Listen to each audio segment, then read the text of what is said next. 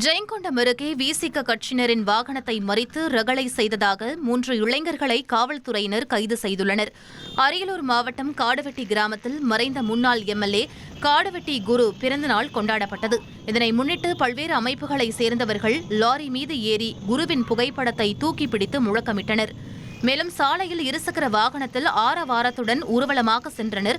அப்போது வழியாக சென்ற விசிக நிர்வாகி ஒருவரது கார் மீது பாமக கொடியை ஏந்தியவாறு இளைஞர்கள் சிலர் முழக்கமிட்டதால் பரபரப்பு ஏற்பட்டது.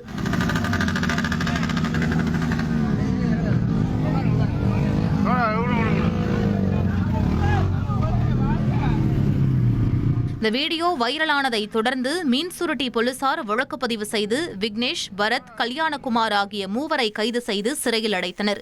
இவர்கள் 3 பேரும் தனியார் கல்லூரியில் கேட்டரிங் படித்து வருவது குறிப்பிடத்தக்கது. இனி செல்லும் இடமெல்லாம் செய்தி. தந்தி டிவியின் வாட்ஸ்அப் சேனலை ஃபாலோ பண்ணினா செல்லருக்கும் இடமெல்லாம் செய்தி.